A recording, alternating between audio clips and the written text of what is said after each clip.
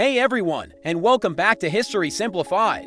Today, we're talking about that time when Hungary decided it was done with its mandatory subscription to Soviet misery and tried to hit the unsubscribe button, only to find out the service agreement was written in tank shells and enforced by the Red Army.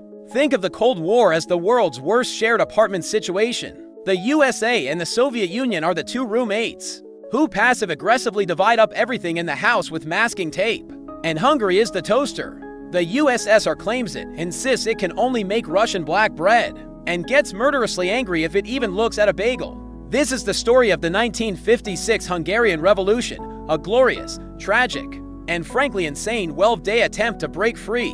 We're going to oversimplify this with the grace of a sledgehammer before the inevitable betrayal starts. If you enjoy this highly inaccurate but fun version of history, please hit that like and subscribe button. Seriously. It helps us buy more silly hats for the next video. Alright, grab some popcorn. Things are about to get unnecessarily complicated. Our story begins after the absolute train wreck that was World War II. Hungary, having made the spectacularly bad decision to side with the Nazis, found itself liberated by the Soviet Red Army. Now, liberation is a funny word. In this context, it meant swapping out one terrifying authoritarian regime for another, like trading a shark for a bear. Sure, it's different, but you're still not going swimming. The Soviets rolled in, flashed a big friendly smile, and promised free and fair elections. What they delivered was a masterclass in political strong-arming called salami tactics, which is a disturbingly delicious name for a process that involves slicing away all opposition parties piece by piece until only the Communist Party is left. By 1949, the slicing was done. The Hungarian People's Republic was officially born, and at its head was a man who was, to put it mildly, a piece of work. His name was Mátyás Rákosi, a short, bald, utterly ruthless man who proudly called himself Stalin's best pupil. This is a wild thing to brag about. It is like being a chef and boasting that you're the best at giving everyone food poisoning. It's not the flex you think it is. But Rákosi meant it. He didn't just admire Stalin, he wanted to be Stalin. He ran Hungary not as a country, but as his personal project to create a miniature, knock-off Soviet Union, and he was gunning for a 5-star review from Moscow. First on his to-do list, wreck the economy. Hungary was traditionally an agricultural nation, a breadbasket. Rákosi, following the Stalinist playbook, decided it needed to be an industrial powerhouse immediately, so he diverted almost all the country's resources into building massive, belching steel mills and heavy industry. The problem? Hungary had no iron ore and very little coal. It was like deciding to become the world's leading producer of ice sculptures. In the middle of the Sahara, the policy was a predictable disaster. Farm production collapsed, leading to food shortages. Living standards plummeted. People were literally hungry while the state propaganda machine churned out posters bragging about record-breaking steel production that nobody needed and the country couldn't afford. But hey, who has time to worry about starving when you're terrified for your life? This brings us to Rákosi's real passion project, the State Protection Authority, or VH. The VH was his personal army of thugs, spies, and informants. They were the KGB on steroids. A paranoid nightmare brought to life. Their tentacles were everywhere. They had a file on practically everyone. It's estimated that at one point, 1 in every 4 Hungarian adults had been investigated or informed upon. Your mail was read. Your phone was tapped. Your neighbor who always borrowed sugar and never returned it. Probably an informant. The joke at the time was, if 3 Hungarians are in a room, at least one is a communist. One is against them, and the third is an VH agent listening to them both. It wasn't really a joke. This whole setup was designed to enforce loyalty through sheer, paralyzing terror. Rákosi didn't just go after anti-communists, he went after everyone. His paranoia was legendary. He initiated brutal purges within his own party, targeting anyone he saw as a potential rival. This is the cause and effect chain of totalitarianism at its finest. The Soviets wanted a secure buffer state, which caused them to install a loyalist government. This led to the rise of a fanatical sycophant like Rákosi. His obsessive need to prove his loyalty resulted in a regime so brutally oppressive that it systematically terrorized its own citizens. The final consequence was a nation simmering with a quiet, desperate rage. Rákosi wasn't just weeding out dissent, he was preemptively destroying anyone who might, one day, possibly have a dissenting thought. He famously arrested his own interior minister, Laszlo Reich, a lifelong communist, and subjected him to a televised show trial that was pure political theater. Reich was tortured until he confessed to being a spy for America, Yugoslavia, and probably Mars. For all the sense it made. He was executed, of course. This sent a crystal clear message to everyone else. It doesn't matter how loyal you are. If Rákosi decides you're a problem, you're gone. Your entire existence will be erased. This is the meta commentary on the sheer absurdity of Rákosi's rule. He wasn't building a nation, he was managing a prison camp. He was so obsessed with mirroring Stalin-esque cruelty that he failed to see the fundamental difference. Stalin had the vast resources of the Soviet Union to back up his madness. Rákosi was running a small, impoverished country into the ground. He was creating a system so brittle, so hated, and so fundamentally dysfunctional that it couldn't possibly last. Every rest, every food shortage, every whispered conversation was another dry twig thrown onto a massive pile. Hungary in the early 1950s wasn't a stable communist state. It was a bomb waiting for a fuse, and that fuse was about to be lit from the most unexpected place imaginable, Moscow itself. That massive pile of dry kindling, the Hungarian national mood, was just sitting there, waiting. And in March 1953, the universe decided to provide the spark in the most dramatic way possible. Joseph Stalin died, the man who had held the entire Eastern Bloc in a paranoid iron grip for decades had a stroke and unceremoniously dropped dead. In Moscow, there was a huge, performative display of national grief in places like Budapest. There was a huge, silent, and deeply relieved exhale. The monster was gone. The question was, what came next? What came next was a messy power struggle in the Kremlin. A real-life Game of Thrones where the losers didn't just get fired. They got erased from photographs. After a bit of backstabbing and political maneuvering, the man who came out on top was a character nobody saw coming, Nikita Khrushchev. He was a plain-spoken, energetic, and famously volatile man who had been a loyal part of Stalin's inner circle. But Khrushchev was smart enough to know that the system Stalin had built was running on pure, uncut fear, and that was unsustainable. He needed to modernize, he needed to reform, just a little, to keep the whole Soviet project from collapsing under the weight of its own brutality. His solution was a masterstroke of political blame. Shifting, he decided to throw his old boss under the bus, a very, very large bus. This brings us to February 25, 1956. Khrushchev takes the stage at a closed session of the 20th Congress of the Communist Party. No press, no foreign observers, just the party elite. And for straight hours, he reads a speech that would become known as the secret speech. He systematically dismantles the legacy of the man they had all been forced to worship as a god. He details Stalin's paranoia, the mass arrests, the torture, the executions of loyal party members, the catastrophic military blunders, and the insane cult of personality that had elevated one man above the entire party. Imagine being in that room for your entire career. You survived by praising Stalin, by quoting Stalin, by never, ever questioning Stalin. Now the new boss is telling you that the guy you worshipped was a criminal and a monster. The political whiplash would have been enough to snap your neck. Khrushchev's goal was simple. He wanted to separate Stalin the man from communism the idea. He was trying to say, the problem wasn't the car, it was just a terrible driver.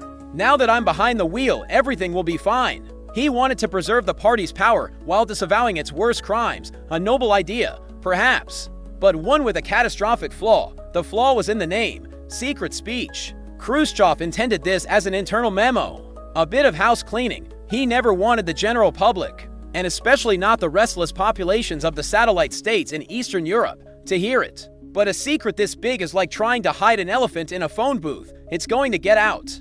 And it did. A copy was leaked to the West, and within weeks, the CIA and Radio Free Europe were gleefully broadcasting its contents all over the Eastern Bloc, translated into every local language. The secret was out. The tea had been spilled. This is our critical cause and effect chain. Stalin's death caused a power vacuum. Khrushchev's need to secure his position led him to denounce Stalin's crimes. The leaking of that speech resulted in the complete delegitimization of every hard line Stalinist leader in Eastern Europe.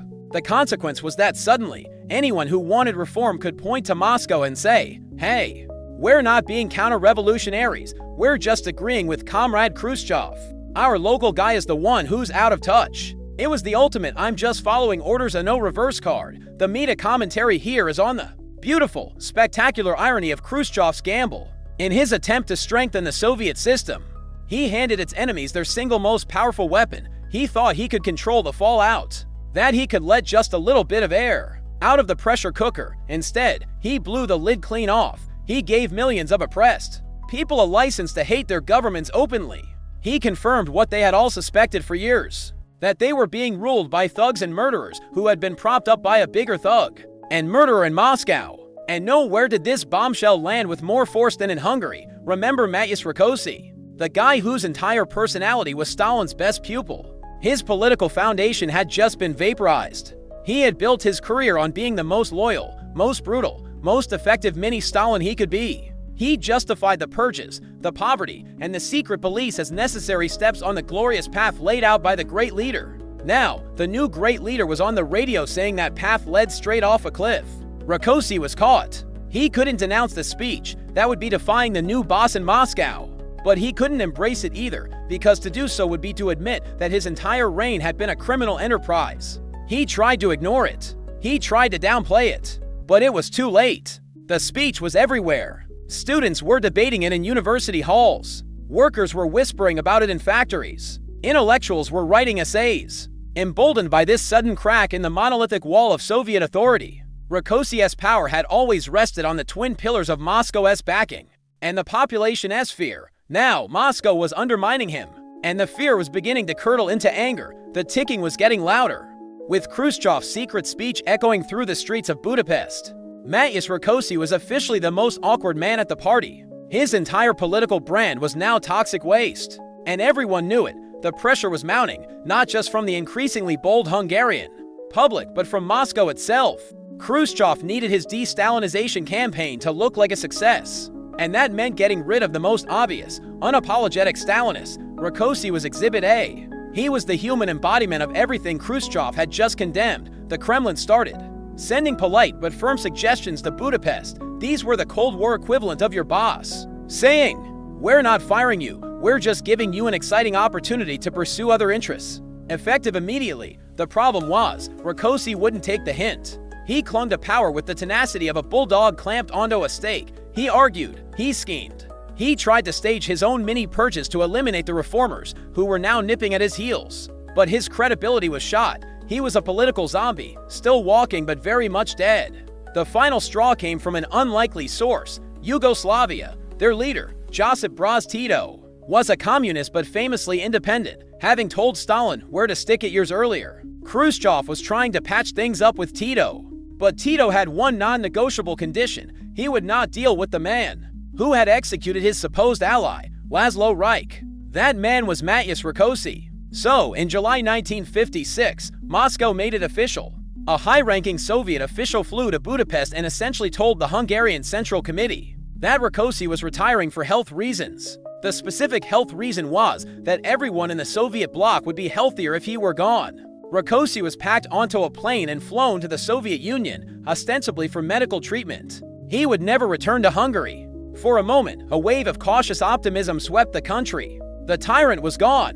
The boot was off their necks. Maybe, just maybe, things were about to get better. This flicker of hope lasted for approximately 5 minutes, because the man Moscow and the Hungarian party bosses chose to replace him was none other than Erngur. This is like firing the CEO of a company for being a corrupt, universally despised monster and then proudly announcing his replacement as the company's chief financial officer, the guy who co-signed all the monster's checks and helped him hide the bodies. Gur wasn't just Rákosi's number two, he was his right-hand man, his partner in crime, his mini-me.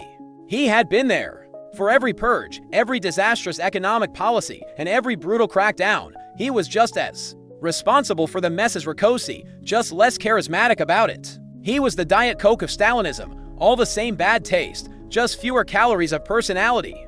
This decision reveals the fundamental misunderstanding, or perhaps the fundamental arrogance of the Soviet leadership. Here's the cause and effect chain that sealed Hungary's fate. Khrushchev's de-Stalinization policy caused a demand for political change in Hungary. This popular pressure led to the forced removal of Rákosi. However, the Soviet desire to maintain absolute control resulted in the appointment of a hardline loyalist, Gur, as his successor. The ultimate consequence was that the Hungarian people saw this not as a reform, but as a slap in the face. It was an insult to their intelligence. The meta commentary here is on the spectacular failure of this half measure. Moscow thought they could solve the Stalin problem by getting rid of the man without changing the system he had built. They thought the Hungarians were angry at Rákosi, the person, not the entire suffocating, corrupt, and incompetent power structure he represented.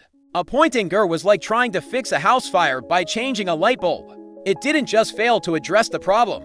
It made it blindingly obvious that the people in charge had no intention of actually fixing anything. It was a cosmetic change designed to placate them, and it had the exact opposite effect. It galvanized them. The appointment of Gur was the moment that mere discontent began to transform into a revolutionary mood. The intellectuals, especially a group called the Petvy Circle, became even more vocal.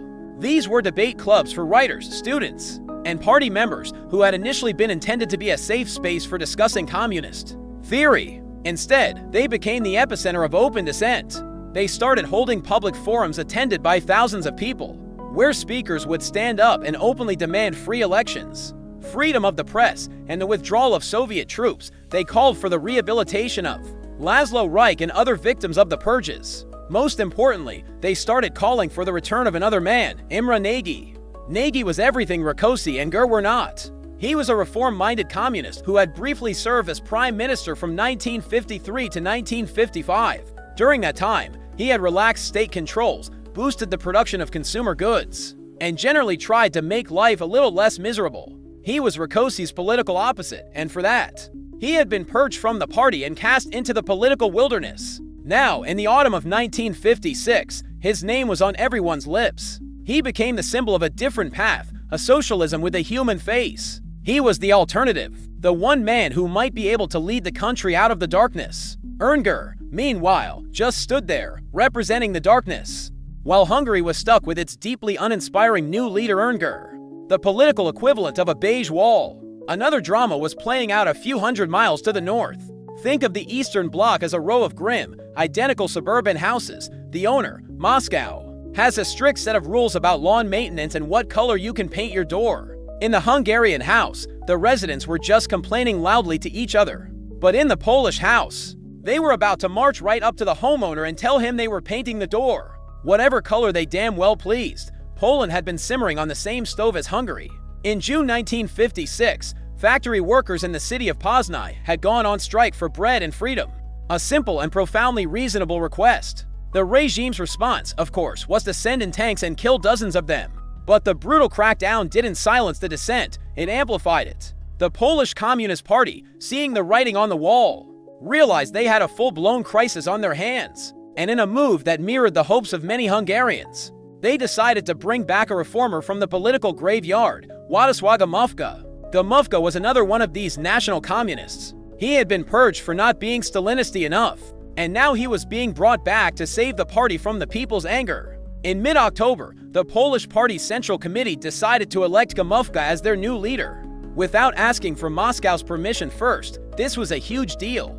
It was like changing the locks on the house without telling the landlord. Moscow was not amused. On October 19th, Khrushchev and a whole entourage of top Soviet leaders and generals boarded a plane and flew to Warsaw, completely uninvited. At the same time, Soviet troops stationed inside Poland and on its borders began moving towards the capital. The message was clear, simple, and utterly terrifying. You will reverse this decision, or we will reverse it for you. It was a full-blown intimidation play, a high-stakes game of chicken with tanks. This is where the story could have ended just like all the others. But something different happened.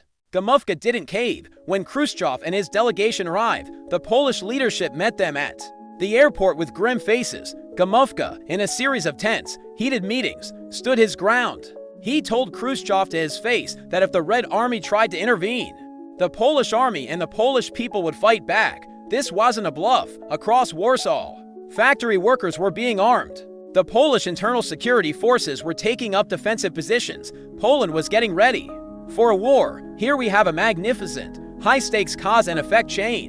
The Poznań protests caused the Polish party to lose control.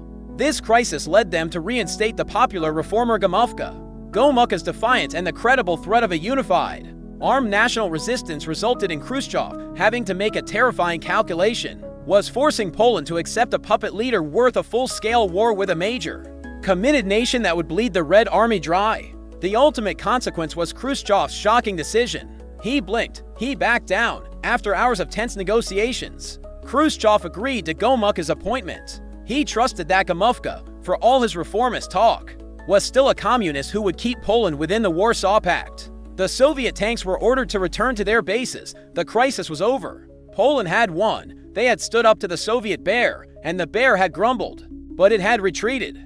The meta commentary here is on how this single event created a dangerously misleading blueprint. For freedom, the Hungarians looked at Poland and saw a clear lesson. If you are united, if you are firm, and if you show you are willing to fight, Moscow will back down. What they didn't see were the subtle but crucial differences. The Polish Communist Party was largely united behind Gomulka.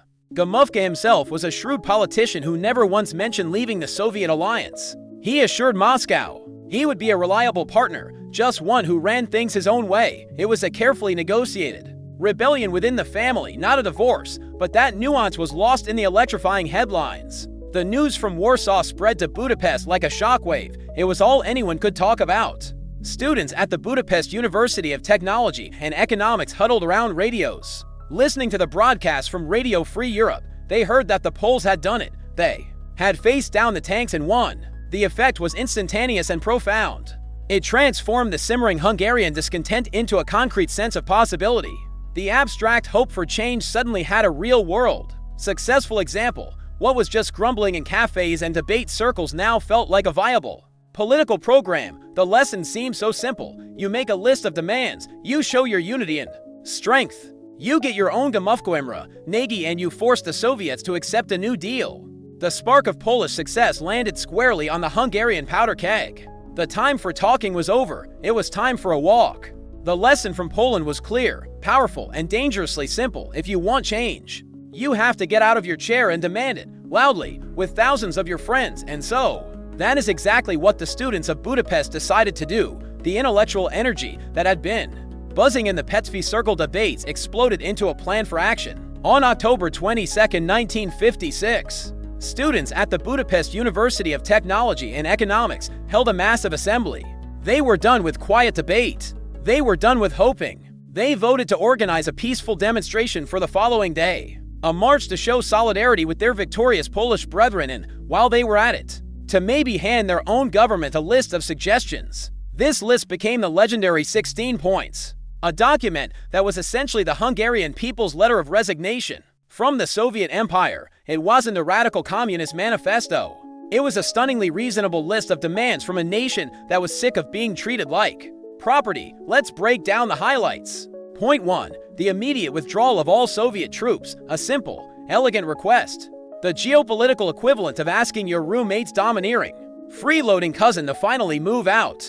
Point 2. A new government to be led by the reformer, Imre Nagy. This was the fire the current manager and Ray hire the one everyone actually liked clause. Then they got into the nitty-gritty of, basic freedom. They demanded free elections with multiple parties, freedom of speech, and a free press. They wanted the state to stop telling them what to think, what to say, and who to vote for. On the economic front, they demanded a total revision of the disastrous industrial policies. This was the maybe our famously fertile country should focus on food, instead of building useless steel factories with non-existent iron ore. Point. It was radical common sense. They also demanded the restoration of Hungarian national symbols. They wanted their traditional flag back, without the ugly Soviet-style coat of arms slapped in the middle of it. They wanted their national holidays back. They wanted to be Hungarians again, not just a C-list version of the Soviet Union. The plan was simple and symbolic. They would march from the statue of Sándor Petőfi, a fiery poet and hero of Hungary's 1848 revolution against the Austrian Empire,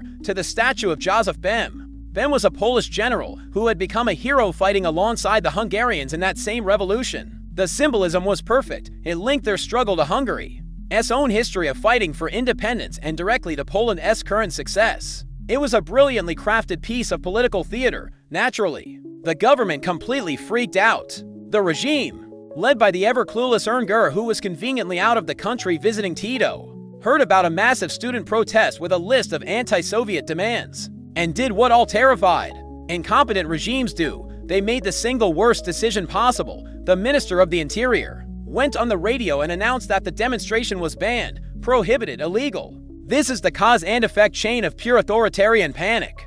Poland's success caused the students to plan their march. Their deep-seated grievances led them to draft the 16 points, turning it into an explicitly revolutionary event. The government's fear of this movement resulted in them issuing a blanket ban.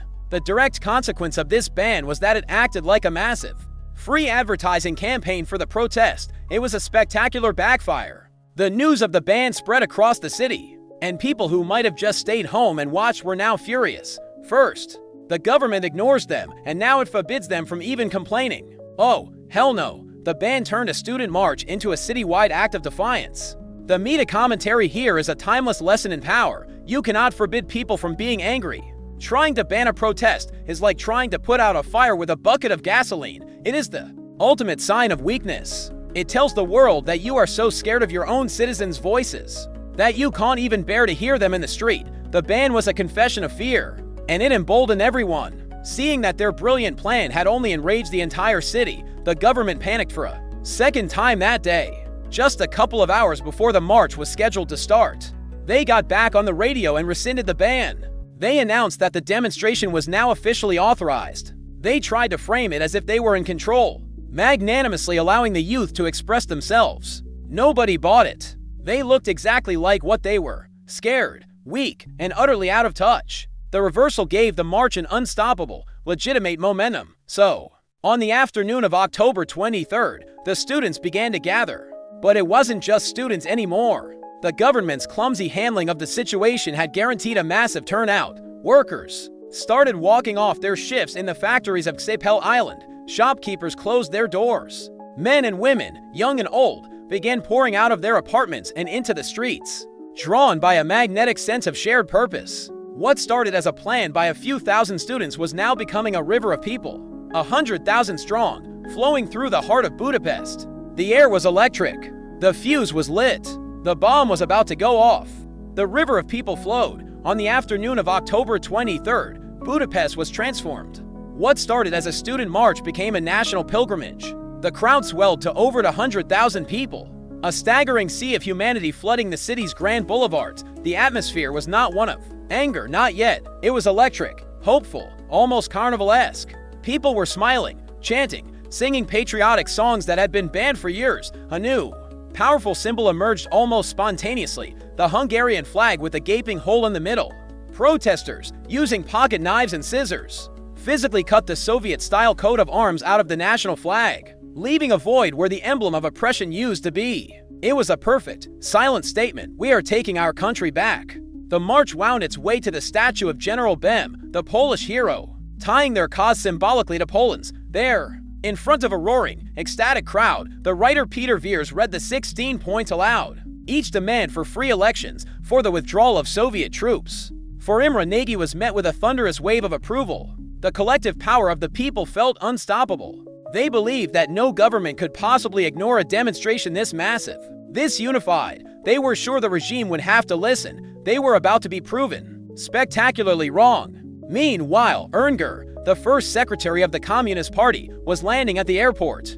Returning from his friendly visit to Yugoslavia, he stepped off the plane expecting a routine welcome, and instead walked straight into the biggest popular uprising in his nation's history. He was rushed to party headquarters, where his advisors, steeped in the old Stalinist ways, told him this was not a popular demonstration, but a counter-revolutionary mob stirred up by Western spies and fascists. Ger, a man whose arrogance was matched only by his lack of imagination, believed them completely. He saw the 200,000 people outside not as citizens with legitimate grievances, but as a pest to be exterminated. As evening fell, the massive crowd shifted, moving to surround the enormous, floodlit Parliament building. They chanted for hours, their main demand crystallizing into one name: Imre Nagy. Imre Nagy. They wanted to hear from the reformer. They wanted a sign of hope. Instead, they got Ernger. At 8 p.m., it was announced that the first secretary would address the nation by radio. Loudspeakers were hastily set up across the square. A tense silence fell over the massive crowd. This was it, the moment of truth. Would the government offer a concession, an olive branch? Would they announce Nagy's return? What came out of the speakers was perhaps the most politically tone-deaf and disastrously inflammatory speech ever delivered. This is the cause and effect chain of a revolution's birth.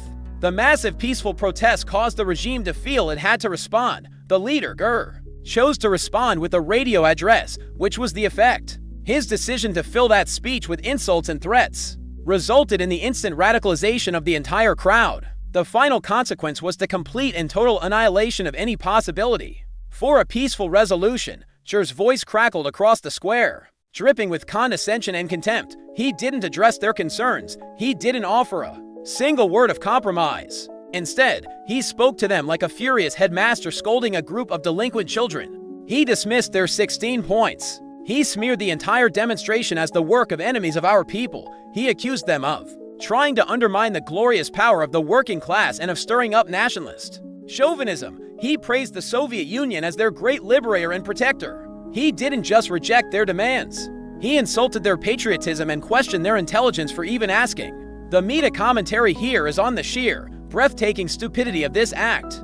Had to 100,000 of his own citizens gathered peacefully, waiting for a signal from their government. He had a golden opportunity to de-escalate, to promise dialogue, to be a leader. He could have read the phone book and it would have been a better speech. Instead, he chose to douse the entire crowd in rhetorical gasoline and then light a match. It was an act of political self-immolation so complete, so total, that it remains a masterclass in how to turn a protest into a revolution in under 10 minutes. The reaction in Parliament Square was instantaneous. A low murmur of disbelief turned into a collective gasp, which erupted into a single, unified roar of pure, unadulterated fury. They had come in peace, they had sung songs, they had waved flags, and in return, their leader had gone on national radio and called them all traitors. The betrayal was absolute. In that moment, something snapped in the collective consciousness of the crowd. The hope for reform died, and the demand for revolution was born. The government had made it clear they would not listen to words.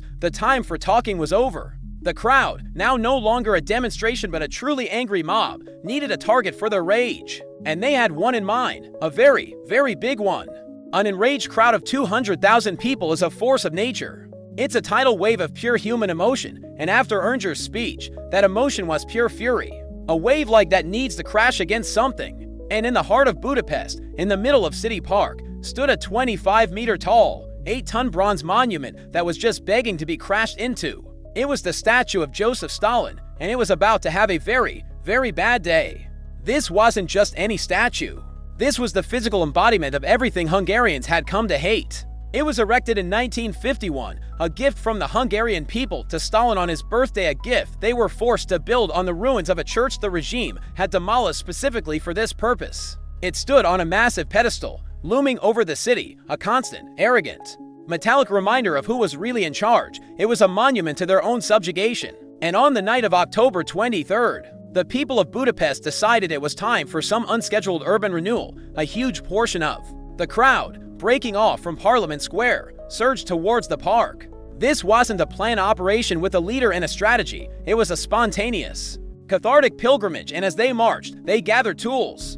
This was no longer just students and intellectuals. Factory workers joined the procession, bringing with them the instruments of their trade, heavy-duty cables, sledgehammers, acetylene torches, and welding equipment. The regime had spent years forcing them to build an industrial state. Now they were going to use the tools of that state to dismantle its most potent symbol.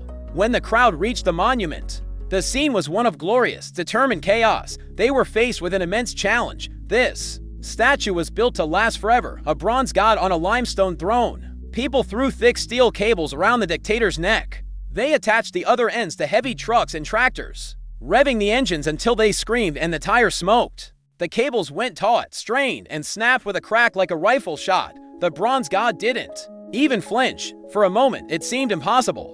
But the crowd was relentless.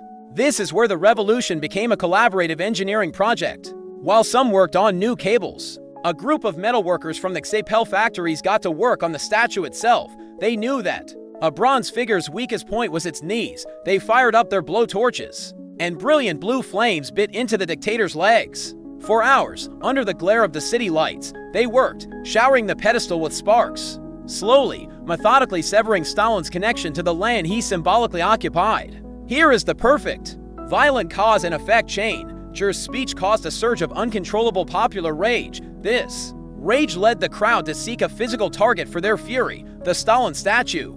The collective, industrial effort to destroy it resulted in a powerful, shared experience of defiance and empowerment. The final consequence was that the act of destroying this ultimate symbol of authority served as an unmistakable declaration of revolution. There was no walking this back. The meta commentary is on the fragile power of symbols. Authoritarian regimes build giant statues for a reason, to project an aura of permanence, of godlike power, to make their rule seem like an unchangeable fact of nature. Tearing down that statue is the most powerful way to shatter that illusion. It's a direct, physical statement that says, "You are not a god, you are just metal and stone, and we can break you." It was the most effective political statement made all day, and it didn't involve a single word. Finally, at 9:37 p.m., after hours of relentless effort, there was a terrible groan of tortured metal. The statue, cut through at the knees, tilted forward, slowly at first, and then it crashed down from its pedestal with a thunderous, earth-shaking boom. A massive cloud of dust erupted, and when it cleared, the dictator was lying broken on the ground. A single, unified roar of pure, ecstatic joy erupted from tens of thousands of throats.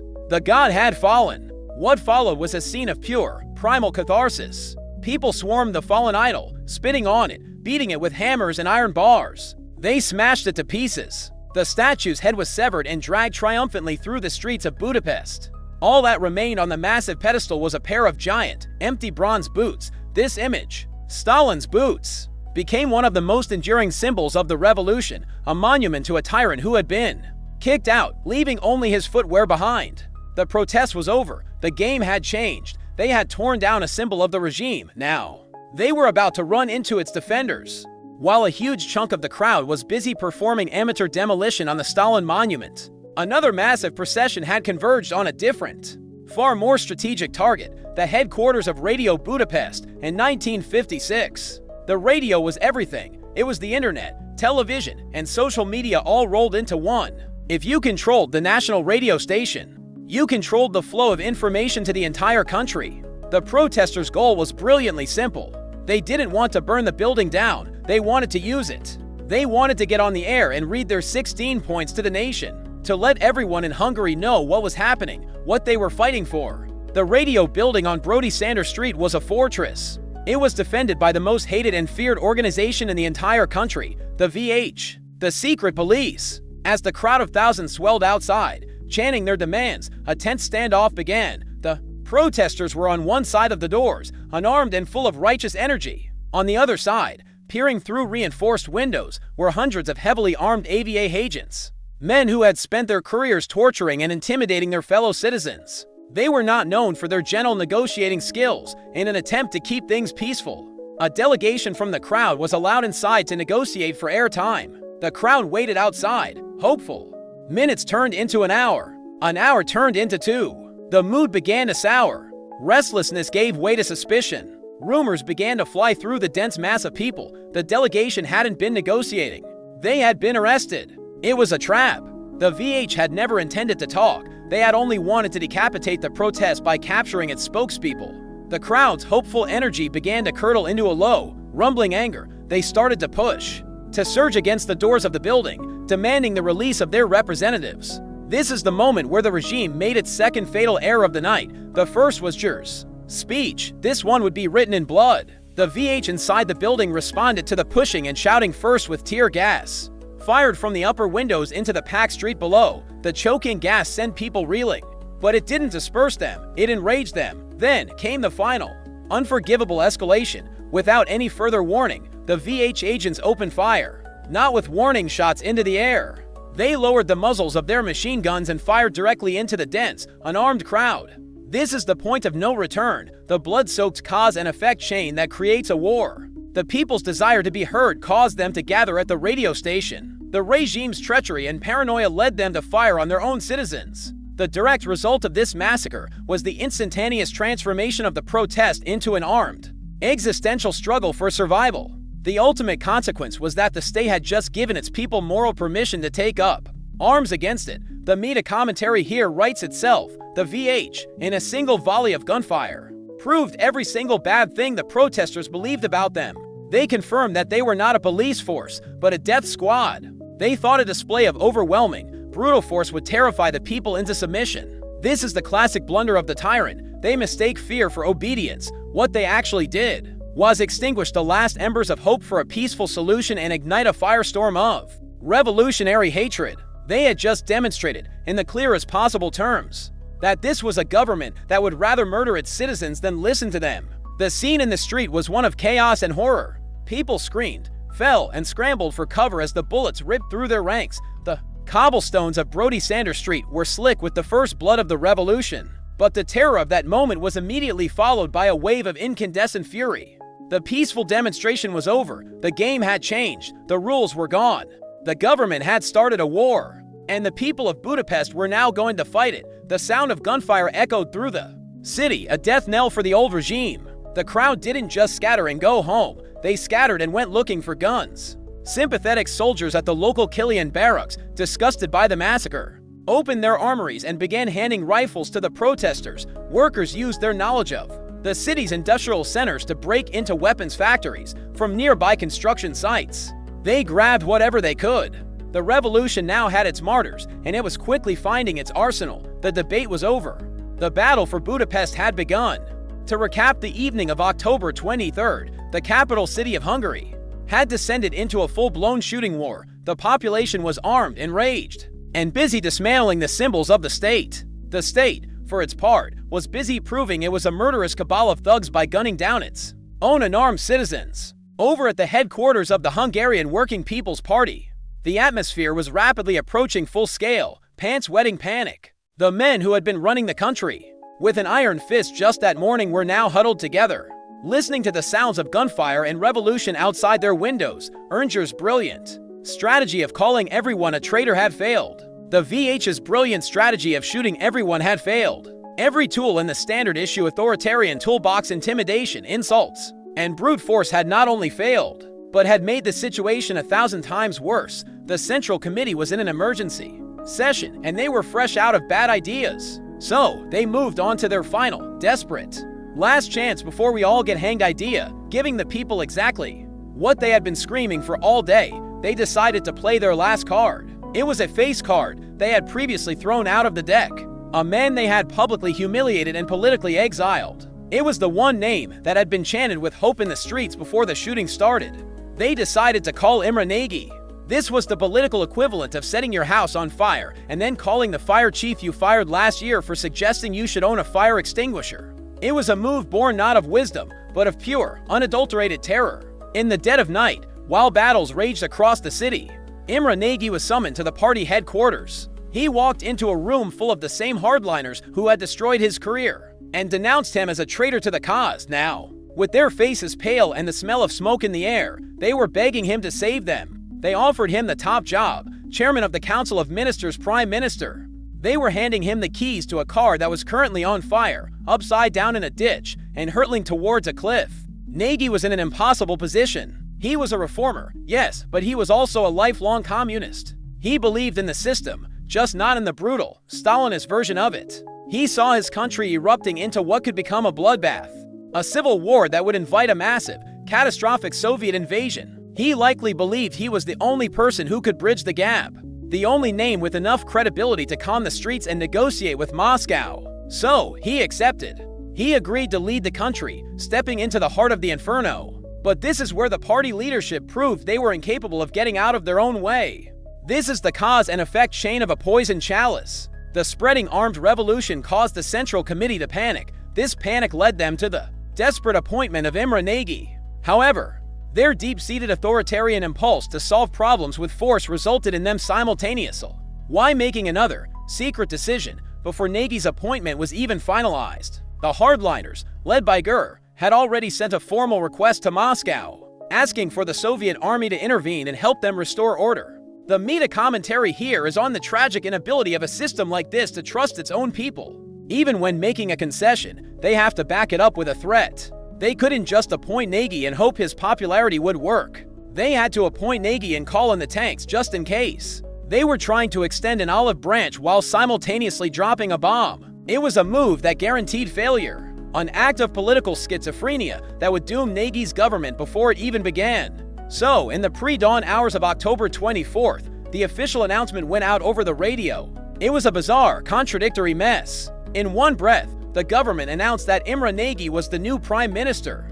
This was the news the people had been demanding. But in the very next breath, it announced that, at the government's request, Soviet troops would be entering Budapest to help crush the counter-revolutionary gangs. To top it all off, they declared martial law, Imagine being a freedom fighter on the streets at that moment. You've spent the night fighting the VH. You've seen your friends killed. You hear the news. The man you wanted is in charge. Amazing. Also, the foreign army you want to leave your country is on its way to kill you, apparently at your new leader's invitation. What are you supposed to think? Is Nagy a savior? Or is he a puppet? A Trojan horse whose popular name is being used as cover for a Soviet invasion. The move designed to end the violence had just become its primary justification. So, let's get this straight. The government's official morning announcement on October 24th was, "Congratulations on your new, reformist leader to celebrate. We have invited a foreign army into our capital to shoot you. Enjoy the martial law." This message, a masterclass in mixed signals, was received by the armed citizens of Budapest with the contempt it deserved. They had no idea if Nagy was a prisoner or a traitor, but they knew exactly what a Soviet tank column looked like, and they could see them rolling down their streets. At around 2 in the morning, the Soviet Special Corps station in Hungary rumbled into Budapest. These weren't fresh invasion troops. They were garrison soldiers who had been living in the country for years. Their commanders told them this was a simple police action. They were going to roll in, flex their armored muscles, scare a few fascist rioters off the streets, and be back at their bases for breakfast. The political officers had fed them a diet of nonsense. Many of the young conscripts were told they were being sent to fight a resurgence of Hungarian Nazis who were being paid by the CIA. Some were even told they were in East Germany. They expected to be seen as saviors, restoring order from chaos. What they found was not a small group of rioters. They found an entire city that had declared war on them. The people of Budapest, far from being intimidated by the sight of T-34 tanks, met them with a level of ferocious, suicidal bravery that bordered on insanity. This was the birth of the Pesti Srakak, the lads of Pest. They were factory workers, students, and teenagers, armed with a motley collection of rifles, some machine guns, and their signature weapon, the Molotov cocktail. The street fighting that erupted was a brutal lesson in asymmetric warfare. The Soviet tanks were designed for epic battles on the open plains of Europe. They were not designed for the narrow, winding streets of a 1,000-year-old city. Here, every apartment window was a sniper's nest, every rooftop was a launching pad. The freedom fighters had an intimate knowledge of the terrain, and they used it with lethal ingenuity.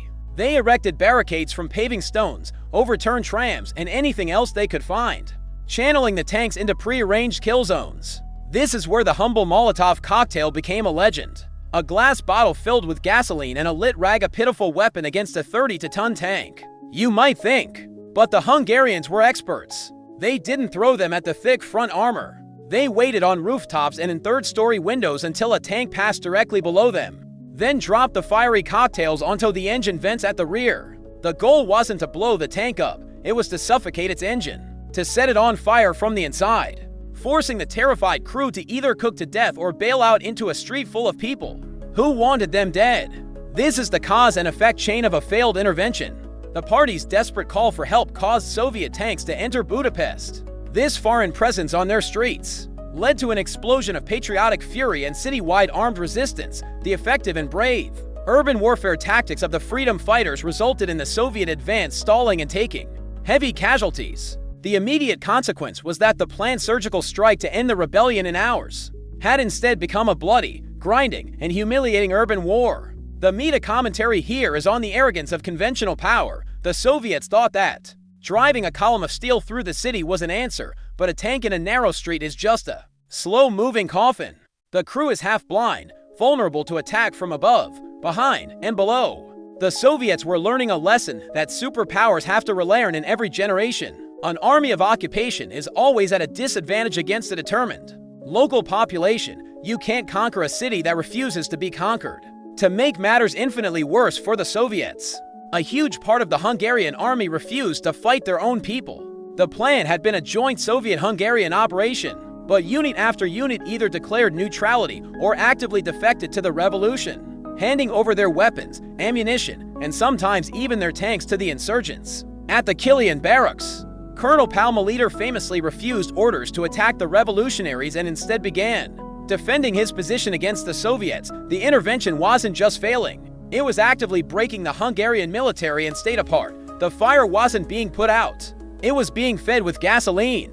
By the end of the first day, the Soviets were bogged down, confused, and bleeding.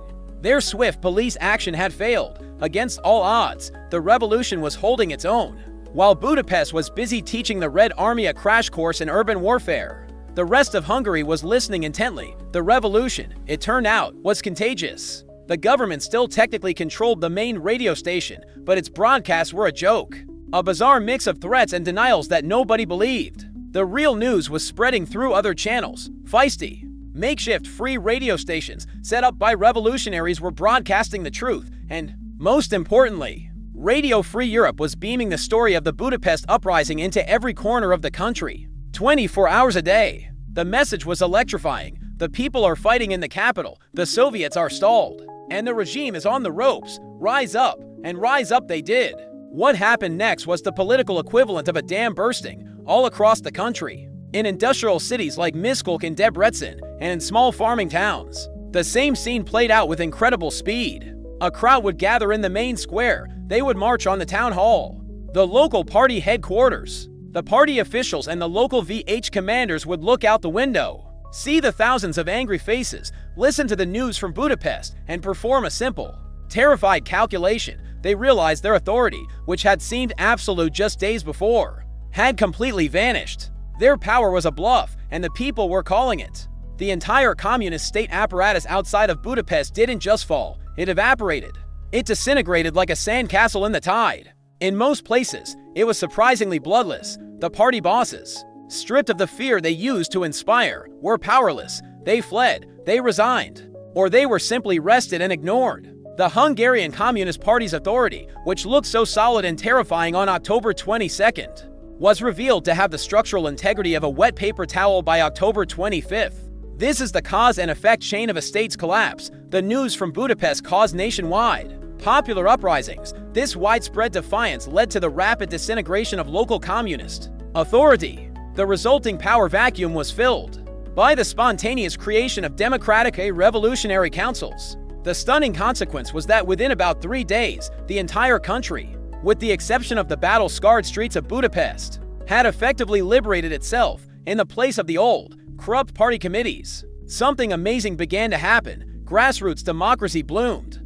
Spontaneously, all over the country, people formed revolutionary councils and national committees. These weren't directed by some secret leader in the capital. They were organized on the spot by factory workers, miners, farmers, doctors, and students. They took over the essential functions of government. They organized food distribution, set up militias to keep the peace, and most importantly, they began articulating their own local demands, which all echoed the 16 points from Budapest. The meta commentary here is on the profound illusion of totalitarian power, a regime built entirely on fear and control ceases to exist the moment the people collectively decide to stop being afraid. The Hungarian communists had a massive bureaucracy, a pervasive secret police, and the backing of the Soviet Union, but it was all a hollow shell.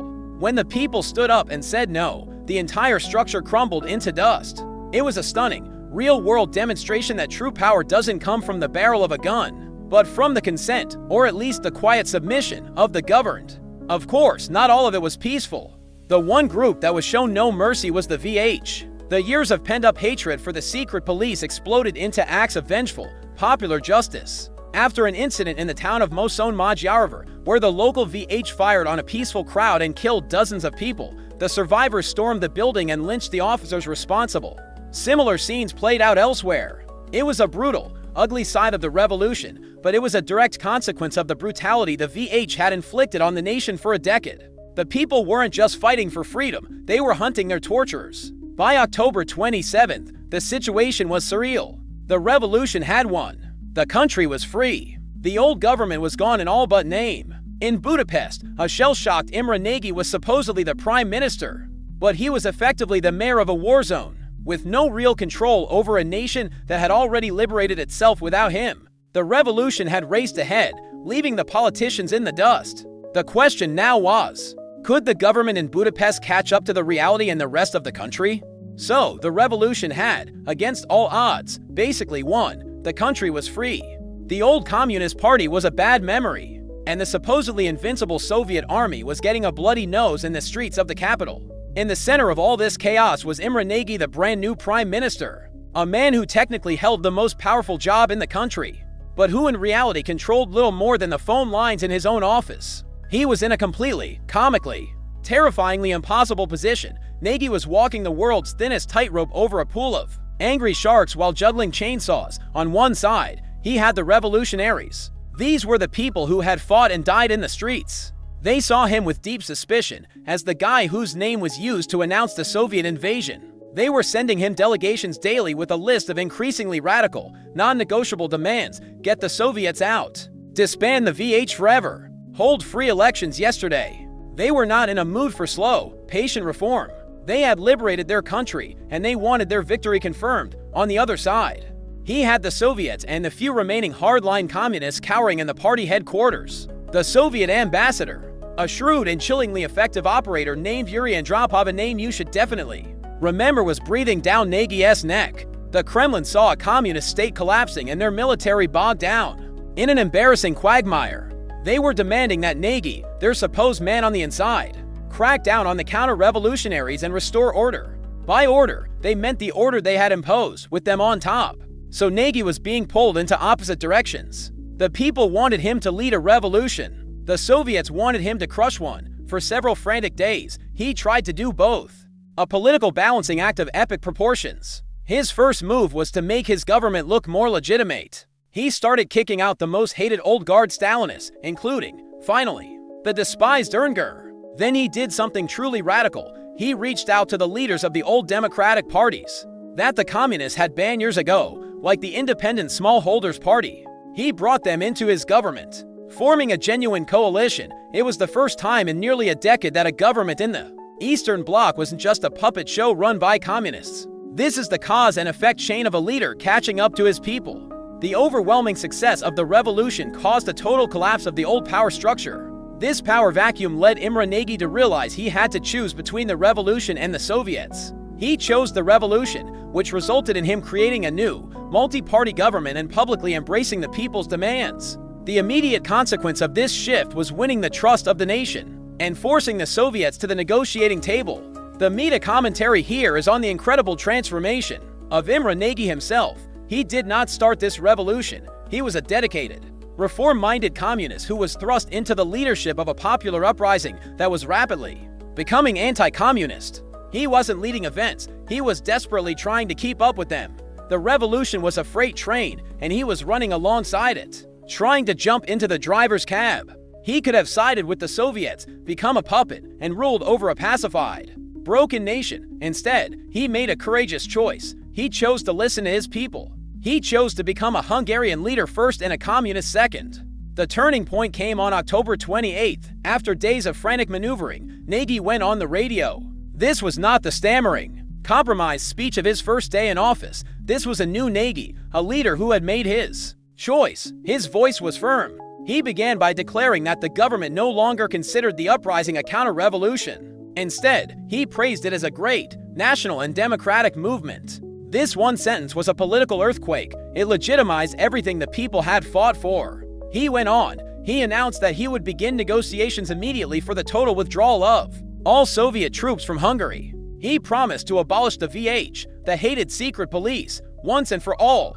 He recognized the new revolutionary councils as legitimate, democratic local authorities, and the bombshell. He announced he had secured a ceasefire. The fighting would stop. The Soviet army had agreed to withdraw its troops from Budapest. For a moment, the entire country held its breath. Then it exploded in a massive, unified cheer. It sounded like they had won. It felt like they had won. The tanks would be leaving. The terror was over. Freedom was at hand.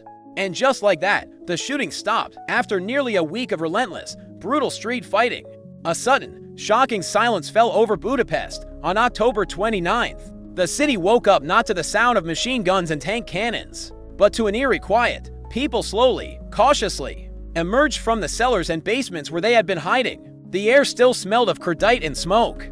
The streets were littered with the debris of battle-burned-out tanks, shattered barricades, broken glass, but the war, for the moment, was over. A city held its breath. Then, on October 30th, the impossible happened. The Soviet tanks began to leave, not in a panicked retreat, but in organized columns. They rumbled out of the city centers they had failed to conquer. It was a surreal spectacle. The same T-34s that had been shelling buildings just days before now crawled through the streets. Their crews buttoned up, their cannons pointing towards the sky. And the people of Budapest came out to watch them go. Some jeered. Some waved the Hungarian flag with the hole in the middle. Many just stood in silence, watching with a sense of profound, disbelieving triumph. They had done it. A nation of 10 million had faced down a global superpower. And the superpower was backing down. The feeling that swept over the city, and indeed the entire country, was one of pure, unadulterated euphoria. It was V-Day. The revolution had won. The lads of Pest, the teenage freedom fighters, were now national heroes, parading through the streets on captured trucks, cheered by ecstatic crowds. It felt like the beginning of a whole new world. They had looked into the abyss, and the abyss had blinked. This is the cause and effect chain of a false victory. Nagy's ceasefire caused the visible withdrawal of Soviet forces from the capital. This withdrawal led to a nationwide celebration and a powerful, if tragically misplaced, sense of security. However, this public retreat was a deliberate Soviet feint, which resulted in the Hungarians letting their guard down. The devastating consequence was that this pause gave the Soviets the perfect cover to secretly marshal a massive new invasion force, preparing a trap for a nation that thought the war was already over, because while Budapest was throwing a victory party, a very different and far more sinister process was underway. The Soviet tanks weren't going home. They were pulling back to airfields and military bases in the Hungarian countryside, out of sight. There, they were refueling, rearming, and waiting. The withdrawal was a strategic redeployment, not a retreat, and that wasn't the half of it. At that very moment, under the cover of darkness and radio silence, brand new elite Soviet divisions were pouring across the border from Ukraine into eastern Hungary. Fresh troops, hundreds and hundreds of brand new, top-of-the-line T-50 for tanks. This wasn't a withdrawal, it was a reinforcement of terrifying proportions. The meta commentary here's on the brutal cynicism of Soviet power politics. In Moscow, the Kremlin was putting on a show. They were pretending to negotiate with Nagy's government. They were letting their ambassador Andropov make conciliatory noises. But in the secret meetings of the Presidium, the mood was one of fury and humiliation. They had been beaten by a tiny satellite state. Their authority over the entire Eastern Bloc was at stake. If Hungary got away with this, who would be next? Poland, Czechoslovakia. They came to a grim, simple conclusion. The Hungarian experiment had to be terminated with extreme prejudice. So the withdrawal was a lie. It was a brilliantly executed piece of military deception. It was designed to do two things: lull the Hungarians into a false sense of security, and buy the Red Army time to assemble an invasion force so massive, so overwhelming, that there could be no possibility of failure this time. While the people of Budapest were celebrating their David and Goliath victory, the Soviets were busy finding a much, much bigger Goliath. The trap was being set. In the capital, the talk was of a bright new future, of free elections and neutrality. In the countryside, a hidden army was growing larger by the hour. The 5-minute break was almost over. The brief, beautiful illusion of victory was about to be shattered. With the Soviet tanks gone and the hated Communist Party reduced to a historical footnote, Hungary found itself in a strange, exhilarating, and slightly surreal new reality. It was free. And after a decade of being forced to whisper in a gray, monolithic state, the entire country decided to shout in glorious, chaotic technicolor. The period from the end of October to the first few days of November was a brief, beautiful, and tragically doomed spring of freedom. The first and most obvious change was the sound. The silence of fear was replaced by the noise of debate. Newspapers, which for years had been nothing more than boring government propaganda sheets filled with mind-numbing lies about tractor production, suddenly exploded with life. Dozens of new, independent papers appeared overnight, printed on whatever presses the revolutionaries could find. They were filled with ferocious political cartoons, searing editorials, and shocking exposes on the crimes of the Rákosi regime and the VH. For the first time in a decade, the press was actually reporting the news instead of inventing it. It was a society rediscovering its own voice, and it had a lot to say. Then came the politicians. The old democratic parties that the communists had systematically crushed back in the 1940s. The smallholders, the social democrats, the national peasants rose from their graves. They dusted off their old headquarters, hung out their banners, and were immediately swarmed by volunteers. Political rallies were held in the streets. People were openly and passionately arguing about what kind of country they wanted to build. After years of being offered a single, terrible choice on the ballot, Hungarians were suddenly reveling in the messy, vibrant chaos of multi-party democracy. This is the cause and effect chain of a nation reborn. The apparent victory and ceasefire caused a power vacuum and a wave of national euphoria. This energy led to a massive, spontaneous explosion of democratic activity.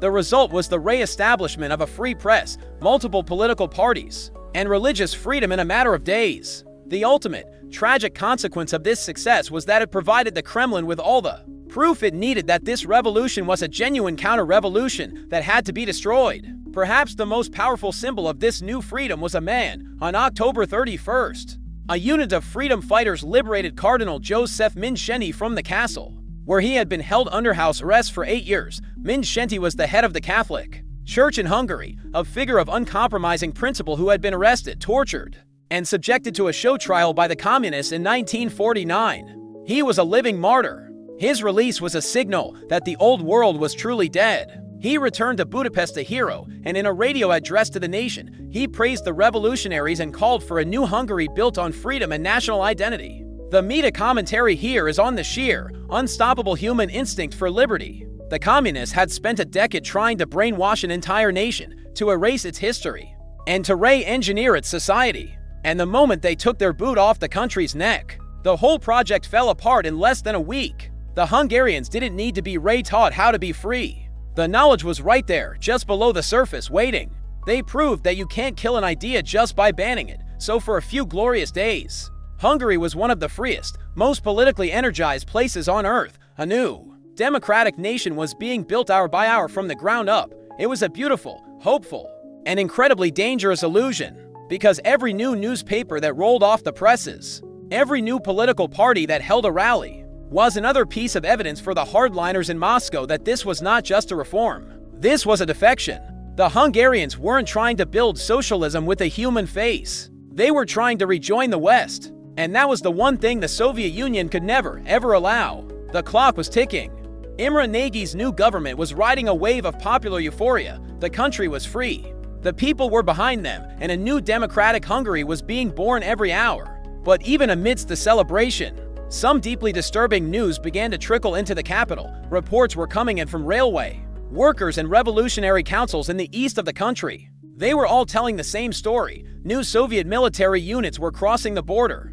Not just a few, but entire divisions with hundreds of the latest tanks. This wasn't the withdrawal they had been promised. This looked like the prelude to an invasion. The government was trapped. The Hungarian people, and especially the newly reformed democratic parties in Nagy's own coalition, were demanding a complete and total break with Moscow.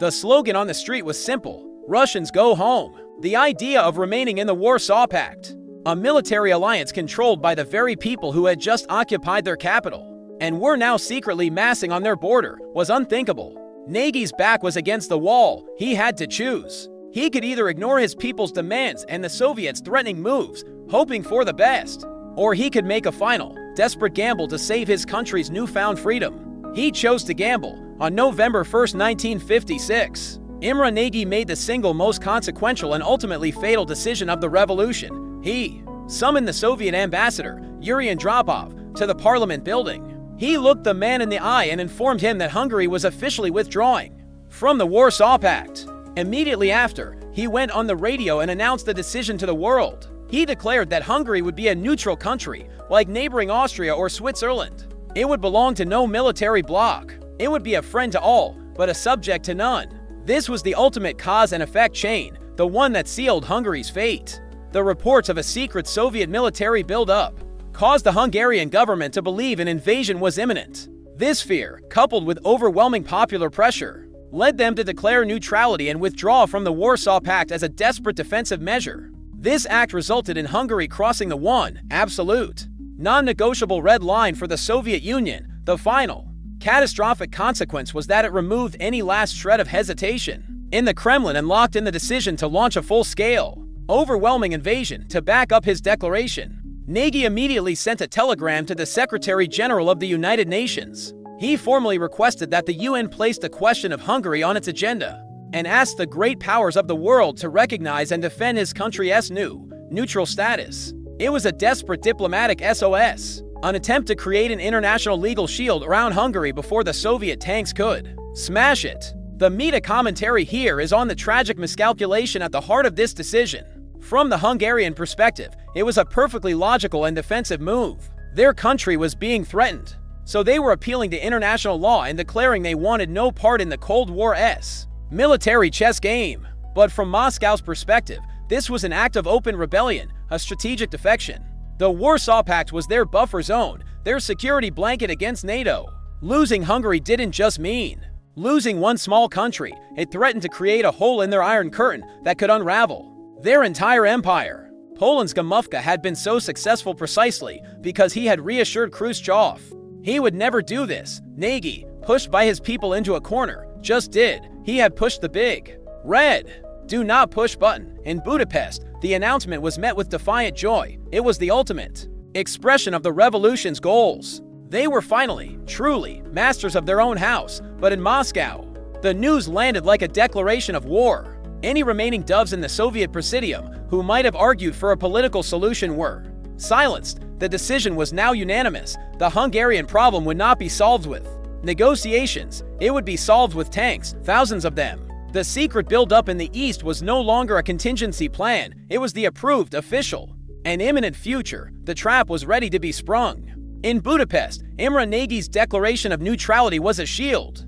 a desperate appeal to the conscience of the world. In Moscow, it was the final, formal invitation for the tanks to roll. The last shreds of debate within the Kremlin evaporated. The Soviet leadership, which had been briefly divided and hesitant, now achieved a grim and total consensus. The Hungarian experiment in freedom was over. It was time to choose violence. The final decision was made in a series of tense meetings at the end of October and the beginning of November. Nikita Khrushchev, who had seemed to be the great de-Stalinizer, the reformer, was now the leading advocate for a brutal crackdown. The reasons were simple and terrifyingly pragmatic. First, there was the fear of contagion. The Soviet Empire was a prison of nations, and if one inmate successfully escaped, it might give all the others ideas. If Hungary could just walk away, Poland might be next, then East Germany. The entire Soviet buffer zone in Europe could unravel.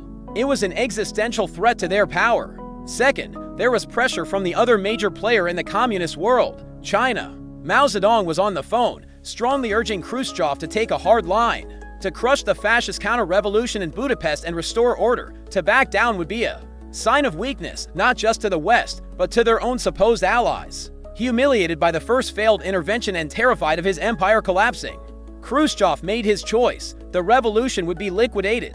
But how to do it without triggering a massive international crisis or even a third world war? As the Kremlin was finalizing its murderous plans, a gift fell into its lap from halfway across the world. It was called the Suez Crisis. On October 29th, Israel, followed by Great Britain and France, invaded Egypt in a spectacularly ill-conceived attempt to seize control of the Suez Canal. It was a messy, post-colonial divorce over a very important ditch in the desert, and it could not have happened at a more perfect time for the Soviets. Here is the cause and effect chain of a geopolitical tragedy. The Soviet fear of their empire collapsing caused them to make the irreversible decision to invade Hungary. The perfectly timed Suez Crisis led to a massive international distraction that paralyzed the Western powers. This distraction resulted in the Soviets having a free hand to act without fear of intervention. The final consequence was that Hungary's fate was sealed not just in Moscow, but by events in a place it had no connection to whatsoever. The Suez Crisis completely consumed the attention of the West. The United Nations was holding emergency sessions about Egypt. More importantly, the crisis shattered the NATO alliance. The United States, under President Eisenhower, was absolutely furious at Britain and France for starting a colonial war behind his back. The three main Western powers were screaming at each other. Hungary's desperate telegram to the UN, begging for protection. It was effectively lost in the mail. The world's cameras were all pointing at Egypt. No one was looking at the Hungarian border. The meta commentary here is on the cold, brutal reality of the Cold War. The freedom of a small nation was an irrelevant variable in the great game of superpower politics. The West was never going to risk a nuclear war for Budapest. The Suez Crisis simply made that official, providing the perfect political cover for Soviet brutality. It wasn't the cause of the invasion, but it was its facilitator. The ultimate geopolitical green light, with the West distracted. The Soviets just needed one last piece to complete their puzzle. A Hungarian face to put on their invasion. They needed a local Quisling, a traitor who would invite them in and lead the new puppet government. They found their man in Janos Kadar. Kadar was a minister in Nagy's government, a man who had been tortured by the Rákosi regime. On the night of November 1st, he vanished from Budapest. He was secretly flown to Moscow, where he agreed to betray his country and his government. He would be the new leader. The Soviets now had their puppet. The invasion now had its thin veneer of legitimacy. All the pieces were in place. The decision was made. The plan, codenamed Operation Whirlwind, was approved. The invasion force was ready. The trap was set. The door was locked. On the evening of November 3rd, the leaders of the Hungarian Revolution walked straight into it in a final, masterful act of cynical deception. The Soviets invited a Hungarian military delegation to their headquarters at Tekel, an airbase just outside Budapest. The official reason for the meeting was to negotiate the final timetable for the complete withdrawal of all Soviet forces from the country. The Hungarian delegation was led by General Paul Meliter, the new Minister of Defense, the man who had become a national hero for fighting the Soviets at the Kilian barracks. He and his team arrived in good faith, ready to finalize the terms of their victory. They were welcomed with smiles. They sat down at a banquet table with the Soviet generals. They raised their glasses for toast to a peaceful future. It was all a lie. At around midnight, while the negotiations were in full swing, the doors burst open. The head of the KGB, the ruthless General Ivan Serov, stormed into the room with a squad of special forces. The entire Hungarian military delegation was arrested at gunpoint in a single, treacherous move. Just 4 hours before the invasion was set to begin, the Soviet Union had decapitated the Hungarian army's command structure. The revolution had been rendered leaderless at 4:15 a.m. on Sunday, November 4th. Operation Whirlwind began. The 5-minute break was officially over. This was not a repeat of the first hesitant intervention. This was a display of overwhelming, brutal, and meticulously planned force. More than 1,000, some estimates say as many as 2,000 Soviet tanks, backed by over 150,000 fresh troops, stormed into Hungary. They didn't just target Budapest, they launched a simultaneous, countrywide assault, hitting every major city, town, airport, and military barracks at the same time. Budapest was the main target, and it was subjected to a level of violence it hadn't seen since World War II. The invasion began with a massive, indiscriminate artillery and tank barrage. The Soviets weren't aiming for specific military targets, they were shelling the entire city, deliberately targeting the working-class districts of Csepel and Pest, the very heartlands of the resistance. The goal was not to defeat the freedom fighters in combat. The goal was to terrorize the entire population into submission. It was shock and awe, Soviet style. This is the cause and effect chain of a war of annihilation. The Soviet leadership's final decision to crush Hungary caused them to plan Operation Whirlwind. The need for a swift, decisive victory led them to neutralize the Hungarian military command through treachery. This decapitation resulted in a massive, surprise assault across the entire country. The ultimate consequence was that the legitimate government of Hungary was left defenseless, its final moments marked by a desperate, futile appeal to the outside world. The media commentary is on the sheer ruthlessness of the Soviet method. The fake negotiations, the arrest of diplomats, the deliberate shelling of civilian homes. This wasn't just a military operation. It was a punitive expedition. It was designed to inflict so much pain and terror on the Hungarian people that no one in the entire Eastern Bloc would ever dare to dream of freedom again. It was a lesson, written in fire and steel. As the shells rained down on his capital, Imre Nagy rushed to a studio in the Parliament building for one last, desperate broadcast. As the sound of explosions echoed in the background, his voice, filled with a terrible gravity, went out over the airwaves. At 5:20 a.m., he spoke to his people and to the world. The message was short, haunting, and unforgettable. This is Imre Nagy speaking. Today at daybreak, Soviet troops attacked our capital, with the obvious intent of overthrowing the legal Hungarian democratic government. Our troops are in combat. The government is at its post. I announced this to the people of our country and to the entire world. That was it. The broadcast repeated a few times in different languages and then went silent, swallowed by the rising noise of the battle. It was the last time the world would hear from the legitimate government of a free Hungary. The dream was over. The nightmare had begun. Imre Nagy's last broadcast faded into static, and then silence. The legal government of Hungary was gone. Its military command was in a KGB prison. But the people of Budapest were not silent. They were not waiting for orders. They fought. With their professional leadership gone, the defense of the nation fell to the ordinary people who had started the revolution in the first place. The factory workers, the students, the teenagers, The lads of Pest picked up their rifles and their gasoline bombs and waged a desperate, heroic, and utterly hopeless war against a superpower. What followed was one of the most brutal and unequal urban battles of the 20th century. This was not a fight between two armies, it was a fight between a hornet's nest and a bulldozer. The freedom fighters were the Hornets, fast, agile, incredibly brave, and stinging from every direction. They knew every street, every alley, every rooftop. They fought with a suicidal determination that stunned the Soviet soldiers. Strongholds of resistance sprang up across the city. The Corvin Cinema, a recessed circular intersection, became a legendary anti-tank fortress commanded by kids who should have been in university. Classrooms. The industrial island of Csepel, the heart of working-class Red Csepel, refused to surrender. Its workers defending their factory street by street. The Soviets were the bulldozer. They had learned from their first failed intervention. This time, they used overwhelming, indiscriminate force. If a single sniper fired from an apartment building, they wouldn't send an infantry to clear it. They would stand back and pulverize the entire building with tank shells and artillery. Until it was a pile of rubble, they didn't care about collateral damage. Collateral damage was part of the strategy. The goal was to crush the city's will to fight. Their new T-54 tanks had thicker armor, making them far less vulnerable to the classic Molotov cocktail attacks that had worked so well just a week earlier. This is the cause and effect chain of a heroic tragedy. The massive Soviet invasion caused a spontaneous, city-wide popular resistance. This desperate and unequal battle led to days of brutal fighting that destroyed vast swathes of the city.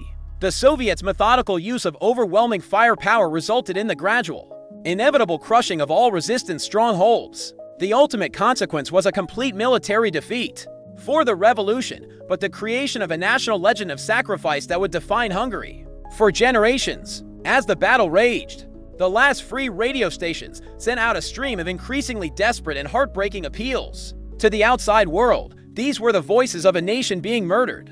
Broadcasts lived for anyone who cared to listen. An anonymous voice from a dying city would plead into the microphone, "People of the civilized world, on the watchtower of Hungary, the last flames are beginning to go out. The shadows of the tanks are growing longer. Listen to our cry, for the sake of God and freedom. Help Hungary."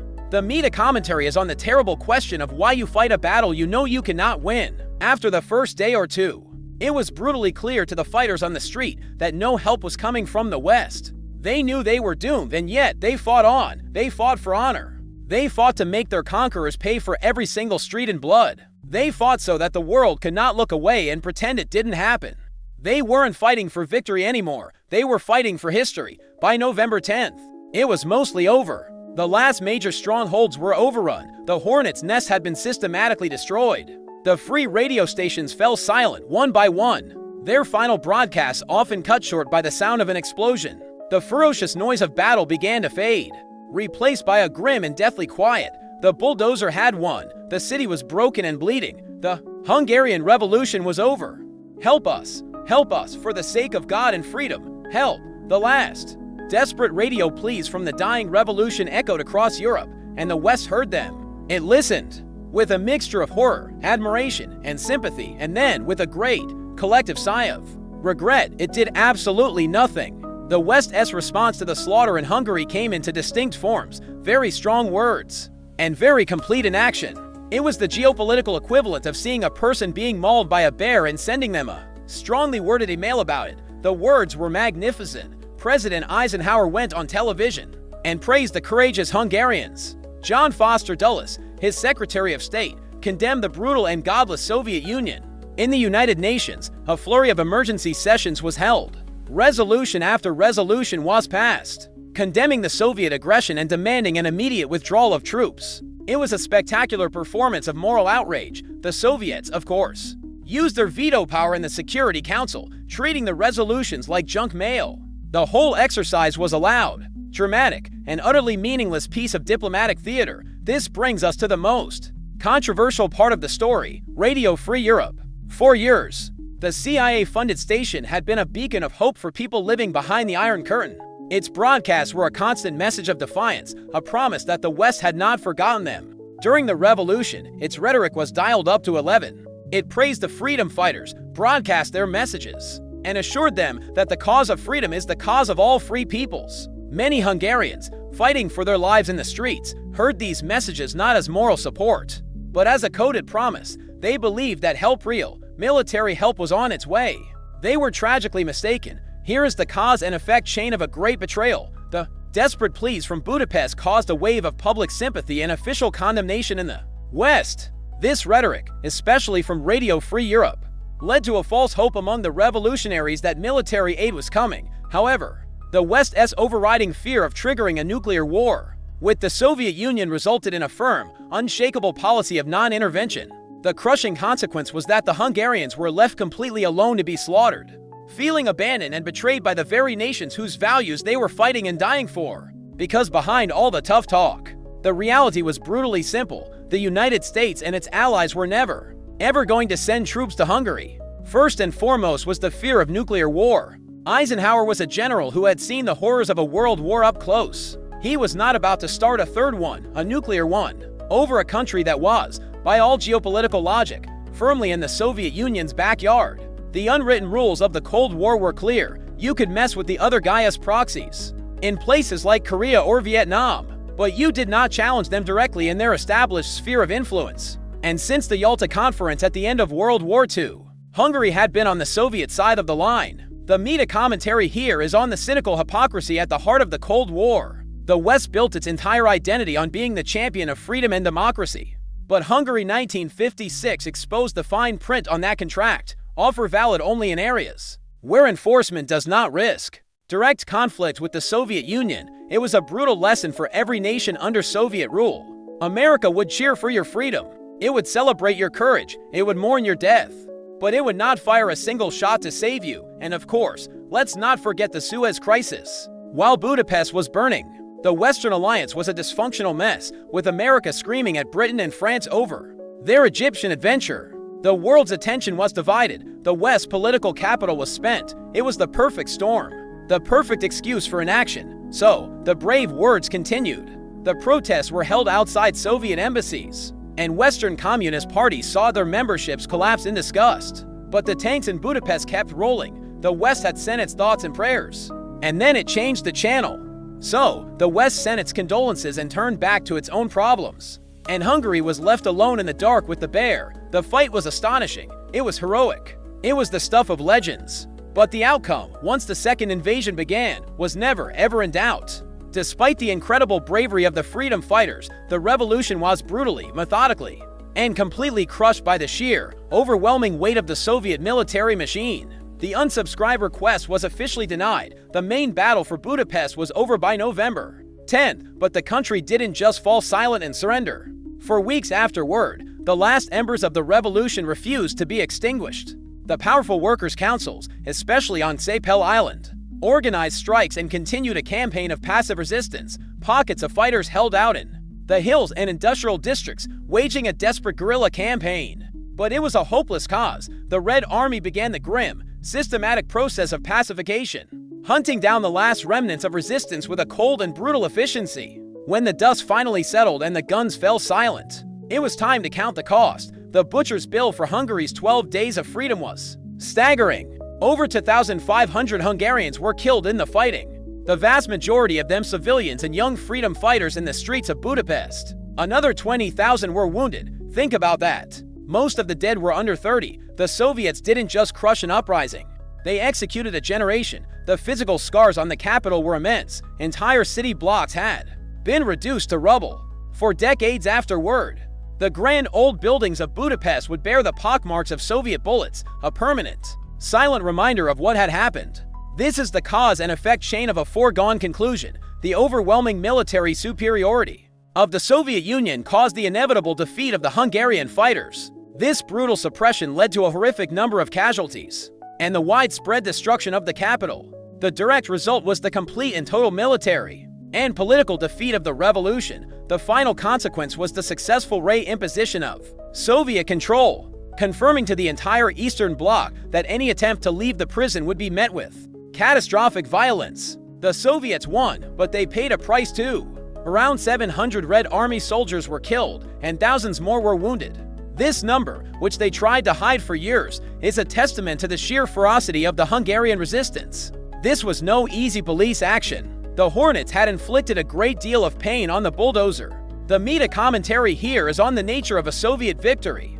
They achieved their strategic objective. Hungary remained a member of the Warsaw Pact, but they did so at the cost of any last pretense that their empire was a voluntary alliance of friendly socialist states. They revealed to the entire world that the Iron Curtain was not a wall to keep enemies out, but a cage to keep its own people in. The invasion caused a seismic crisis of faith within communist parties across the West. Thousands of members tore up their party cards in disgust. The Soviet Union won the battle for Budapest, but in the war of ideas, it had suffered a permanent and self-inflicted wound. They hadn't won any hearts or minds. They had simply created a graveyard and called it peace. By mid-November, a grim silence had fallen over the country. The fighting was over. The revolution was dead. The brief, beautiful spring of freedom had been followed by a long, brutal, and unforgiving winter. Hungary was once again a captive nation, broken, bleeding, and occupied. The unsubscribed confirmation had been received and understood, and now the new management, handpicked by Moscow, was about to step out of the shadows and begin its work.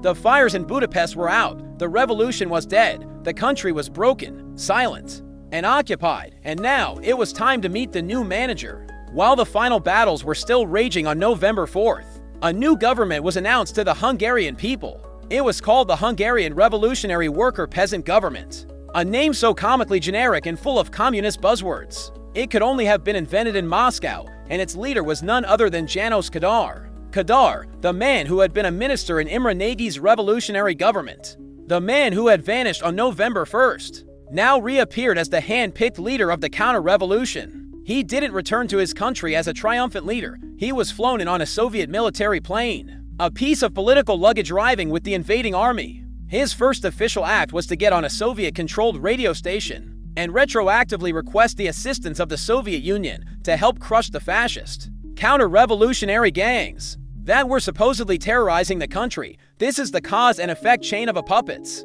birth. The Soviet military victory caused a total power vacuum in Hungary. The Soviets' pre-arranged deal with their defector led to the installation of Janos Kadar as the new puppet leader. Kadar's complete lack of legitimacy resulted in his first act being a pathetic attempt to legalize the invasion that had installed him. The immediate consequence was that his government was seen as a total fraud by the entire population, forcing him to rely completely on Soviet military might to exist. The absurdity of this retroactive invitation cannot be overstated. It's like a burglar breaking into your house, destroying your furniture, and then forcing you to sign a thank you note for his security services. The invasion was already a fact on the ground.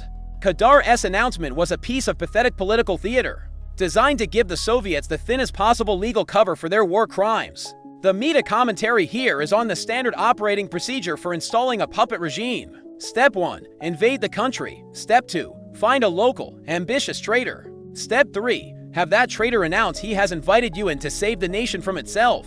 It's a playbook as old as imperialism, and the Soviets followed it to the letter. Kadar was now the public face of the occupation, a Hungarian mask on a Soviet skull. Now, Kadar wasn't a simple monster like Rákosi. He was a more complicated and in some ways, more tragic figure. He was a lifelong communist who had himself been arrested and viciously tortured by the VH. During the Rákosi purges, he knew the brutality of the old system firsthand. This background is probably had allowed him to rationalize his betrayal. He likely saw the revolution as a beautiful but chaotic and doomed enterprise. He saw the fury of the Soviet Union and decided that the only realistic choice was to collaborate, to manage the occupation from the inside, believing he could steer Hungary on a middle path and save it from an even worse fate. It was the choice of a ruthless pragmatist, a man who chose to be a jailer in the hopes of being a slightly more humane one. But the Hungarian people didn't see him as a realist, they saw him as a traitor. His government had zero popular support for weeks after the fighting stopped. The powerful workers' councils refused to recognize his authority. They continued their strikes, paralyzing what was left of the country's economy. Their demand was simple: the return of Imre Nagy. Kadar's government existed only in the buildings that were being guarded by Soviet tanks. He was the prime minister of an office, not a country. Realizing that brute force alone wouldn't create a functioning state, Kadar began his rule with promises. He co-opted the language of the revolution, promising to implement many of its goals. He swore there would be no return to the terror of the Rákosi years. He promised there would be no mass reprisals. It was a velvet glove. a soft approach designed to lull the defiant population into submission. But it was a lie. The velvet glove was just hiding a cold, hard, iron fist. János Kádár's soft-spoken promises of no reprisals and a gentler form of communism were not working. The Hungarian people despised him as a traitor. The workers' councils were still organizing strikes, and the spirit of defiance, though beaten, was not yet broken.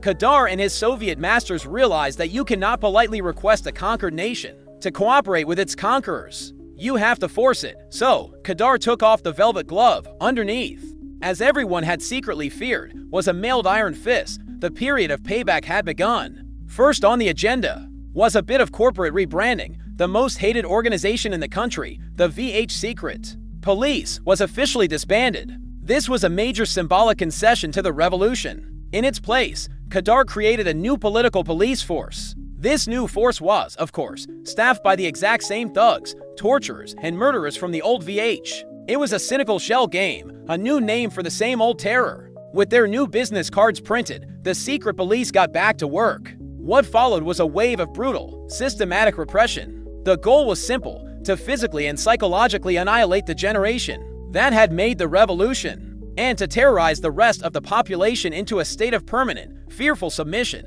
The midnight knock on the door returned to Hungary. Tens of thousands of people were arrested. They didn't just come for the men and women who had carried guns. They arrested the members of the revolutionary councils, the writers who had penned defiant articles, the students who had drafted the 16 points, the factory workers who had led the strikes. If you had participated in the dream of a free Hungary in any meaningful way, you were now an enemy of the state. This is the cause and effect chain of a totalitarian restoration. Kádár's failure to gain legitimacy through conciliation caused his regime to pivot to a strategy of mass terror. This new strategy led to the arrest of tens of thousands and the execution of hundreds. The brutal efficiency of this repression resulted in the successful crushing of all remaining dissent and the breaking of the nation's spirit. The final consequence was the complete consolidation of Kádár's power, built not on consent, but on a foundation of fear and graves. To deal with the overflowing prisons, the regime set up special people's courts. These were not instruments of justice, they were instruments of vengeance. The trials were swift.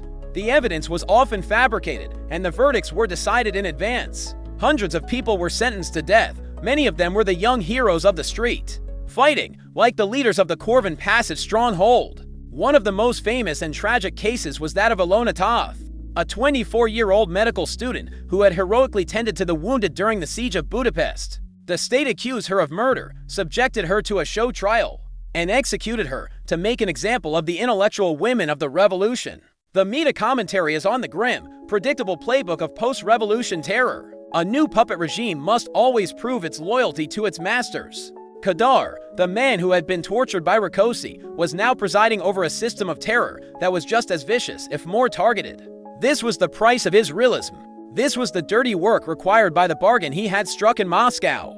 He was saving Hungary by purging it of its bravest and brightest. The terror didn't stop at executions. Thousands more were sentenced to long, brutal prison terms.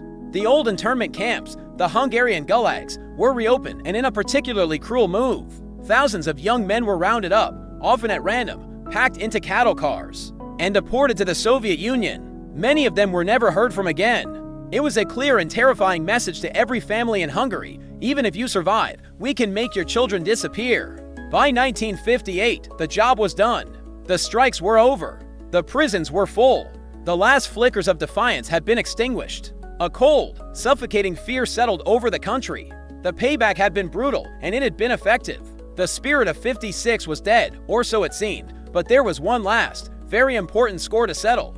One man's name was still whispered with reverence. One man was still the living symbol of those 12 glorious days of freedom, and the Soviets, and their man Kádár, could never feel truly secure while he was still alive. The new regime had purged the country with fire and steel. The fighters were dead, the intellectuals were in prison, and the workers were silenced by fear. But one loose end remained. One ghost still haunted János Kádár and his Soviet masters. It was the living symbol of the revolution, the man whose name the crowds had chanted, the legitimate prime minister of the 12 Days of Freedom, Imre Nagy. When the Soviet invasion began on November 4th, Nagy and a group of his closest allies, along with their families, had made a run for it. They didn't flee the country. They sought asylum just down the road, in the Yugoslavian embassy. At the time, this seemed like a smart move. Yugoslavia, under its fiercely independent leader Tito, was the one communist country that wasn't a Soviet puppet. It felt like the safest place in a city that was rapidly becoming a slaughterhouse. For the next 2.5 weeks, a tense diplomatic siege unfolded. Nagy and his group were trapped inside the embassy, while outside, Soviet tanks surrounded the building, their cannons pointed at the gates. Janos Kadar was in a bind. He couldn't consolidate his own power while the man he had replaced was still free. And hailed as a national hero, the Soviets wanted Nagy badly. But they couldn't just storm the embassy of another sovereign nation. That would be a diplomatic nightmare, so they sent their puppet to do the dirty work. Kadar entered into negotiations with the Yugoslavs with one goal, to lure Nagy out, and to do it, he made a promise. It wasn't a vague, verbal assurance. Kadar gave the Yugoslav government a formal, official, signed and sealed written guarantee. It stated, in no uncertain terms, that if Imre Nagy and his group left the embassy, the Hungarian government would grant them safe conduct and allow them to return to their homes freely. No harm would come to them. This is the cause and effect chain of a state-sponsored kidnapping.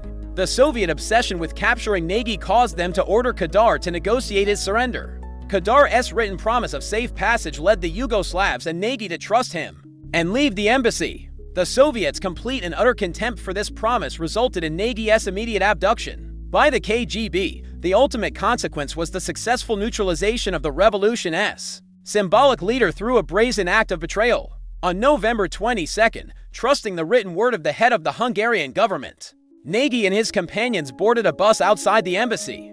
They believed they were going home. For a few moments, as the bus pulled away from the embassy, they must have felt a profound sense of relief. But the bus didn't get very far. It was abruptly stopped in the street. It wasn't stopped by Hungarian police. It was surrounded by Soviet military officers. The Hungarian driver was ordered out. A Soviet officer got behind the wheel. The bus was commandeered. The Yugoslav diplomats who were supposed to be escorting them could only watch, powerless and horrified. The promise had been a lie. It was a trap. The meta commentary here is on the absolute worthlessness of a promise made by a puppet. Kadar's safe conduct pass wasn't worth the ink used to sign it. This act was his final, ultimate test of loyalty to Moscow. He proved that he was willing to publicly sacrifice his own honor and the credibility of his government to deliver his predecessor into the hands of a foreign power. Any lingering illusion that Kadar was some kind of independent, pragmatic national leader died on that bus. He was an employee, and he had just carried out his boss's dirtiest order. The bus, now under Soviet control, did not take Nagy and his family home. It drove them directly to a Soviet military base. There, they were formally arrested by the KGB. The last free leaders of the Hungarian Revolution were now prisoners. A few days later, they were put on a plane and flown, in secret, to Romania. There, they were imprisoned in a remote villa, cut off from the entire world, held as unpersons while their fate was decided in Moscow. The last voice of the revolution had been silenced. All that remained was the final, vengeful verdict. With Imre Nagy captured and the reprisals beginning to bite, a wave of cold, hard despair washed over Hungary. The dream of freedom was dead, and a long night of terror and subjugation was descending. For hundreds of thousands of people, the calculation became brutally simple: get out now, or risk getting arrested, deported, or worse. What followed was one of the most dramatic and rapid mass exoduses of the Cold War. The Great Escape from Hungary. For a few precious weeks in the winter of 1956, a miracle occurred. The Iron Curtain, that heavily fortified, continent-spanning prison fence, had a hole in it. The border between Hungary and neutral Austria, normally a terrifying landscape of barbed wire, minefields, and watchtowers, was temporarily open. The Hungarian border guards, many of whom were sympathetic to the revolution, had either abandoned their posts or were actively turning a blind eye, and sometimes even helping their countrymen escape. The new Kadar regime and their Soviet masters hadn't yet had the time to fully re-secure it. This created a brief, desperate, do-or-die window of opportunity, and 200,000 people took it. In a flood of humanity, they made a run for the West. They fled with nothing but the clothes on their backs and whatever they could stuff into a single suitcase. They walked for miles through frozen fields and icy marshes, often at night. Trying to avoid Soviet patrols, parents carried their children through the darkness. Their only guide a rumor of a safe crossing point. Their only hope the promise of a life free from fear. This is the cause and effect chain of a national tragedy. The brutal Soviet suppression and the beginning of the reprisals caused a massive crisis of despair. This despair, combined with the temporarily open border, led to a mass exodus of 200,000 refugees. This exodus resulted in a catastrophic brain drain for Hungary and a major humanitarian crisis for its neighbors. The ultimate consequence was a huge propaganda victory for the West, and the long-term crippling of the very nation Kadar claimed to be saving. The sheer scale of this is hard to comprehend. 200,000 people is 2% of the entire population of Hungary at the time. Imagine if 2 out of every 100 people in your country just got up and left in the space of a few months. It was a demographic catastrophe, and it wasn't just a random cross-section of society. A huge proportion of those who fled were the young, the educated, the ambitious, and the skilled. They were the doctors, engineers, scientists, artists, and academics that the country desperately needed to rebuild. It was a national brain drain of epic proportions. The Hungarian water polo team, the best in the world, was competing at the Melbourne Olympics when the invasion happened. Nearly half the team refused to go home. The revolution's best and brightest were now going to be building their futures and contributing their talents elsewhere. The meta commentary here is on the most powerful form of political protest that exists: voting with your feet. There is no clearer or more damning indictment of a regime than when its own people risk death to escape it. The flight of 200,000 Hungarians was a far more powerful condemnation of the Kadar government and its Soviet masters than any UN resolution could ever be. It was a walking, talking referendum on the new order, and the result was a 200-0 vote against. While the West had offered no military help, it responded to the refugee crisis with an outpouring of humanitarian aid. Austria, a small, neutral country, was overwhelmed by the initial flood. But soon, other nations like the United States, Canada, and Great Britain opened their doors. Welcoming the refugees was not just a humanitarian act, it was a massive propaganda victory. A chance to show the world the clear difference between the free world and the Soviet prison.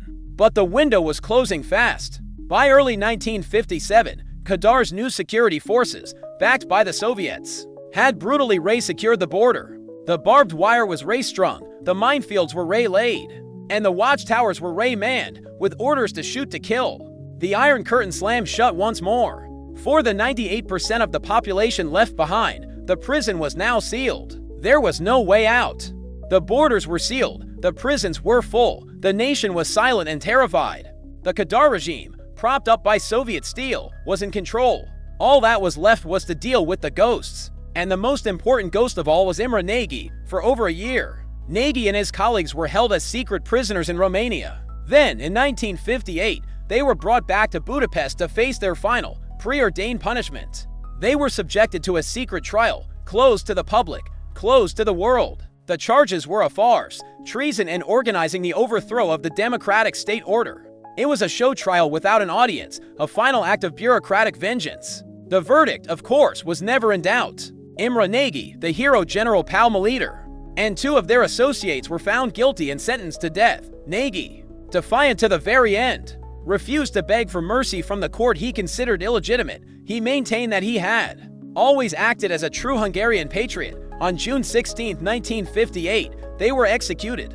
In a final, vicious act of humiliation, they were buried in an unmarked grave in a forgotten corner of a municipal cemetery. Their bodies laid face down and wrapped in tar paper, as was customary for traitors. The regime didn't just kill the man, it tried to erase his very memory, to literally bury the revolution itself. This is the cause and effect chain that defined the next 30 years. The need to eliminate the living symbols of the revolution caused the secret trial and execution of Imre Nagy. The subsequent need to keep a traumatized population pacified led to Kadar's unwritten social contract, which became known as Goulash communism. This system resulted in decades of political silence, where the 1956 revolution was officially referred to only as the counter-revolution. The ultimate consequence of this suppression was that the memory of '56 became a powerful, forbidden legend, a ghost that would haunt the regime until its final days. Goulash communism was a grim but effective bargain. Kadar essentially told the Hungarian people, "I will give you a slightly higher standard of living than the rest of the Eastern Bloc. You'll have more food in the shops, maybe a slightly better car, and a bit more freedom to grumble in private. The price for this relative comfort is your absolute and total political silence. And above all, you will never, ever talk about what happened in 1956. Deal." For more than 30 years, a weary, broken nation took the deal. The meta commentary here is on the ultimate failure of this strategy. A regime can kill revolutionaries, it can imprison dissenters, it can rewrite the history books, but it cannot kill a memory. By making Imre Nagy a martyr in 1956 a national taboo, the communists accidentally made them immortal. The story was passed down in whispers, within families. A secret history of a time when the nation stood up for itself. The silence didn't erase the memory, it sanctified it. And when the Soviet Empire finally began to crumble in 1989, the ghost of 56 returned with a vengeance. One of the first and most powerful acts of the dying days of Hungarian communism was the official, ceremonial reburial of Imre Nagy and his fellow martyrs on June 16, 1989, the 31st anniversary of his execution. Hundreds of thousands of Hungarians flooded the streets of Budapest to honor the man they had been forbidden to even name. It wasn't just a funeral. It was the symbolic death of the Kadar regime and the triumphant rebirth of the revolution's ideals. The ghost had finally won, so, in the end, Hungary's desperate attempt to unsubscribe from the Soviet Union in 1956 was met with a catastrophic and bloody confirmation email from Moscow's tank division. Now, a friendly reminder from all of us here at History Simplified, please, for the love of all that is holy, do not use this podcast as study material for your history final. You will fail spectacularly, but you'll probably have had way more fun than the person who actually passes. If there's another messy, absurd, or just plain wild historical moment you want us to oversimplify next, drop a comment down below. We're always looking for new ways to be historically irresponsible. And that's how that whole mess went down. Until next time, don't invade Russia in the winter.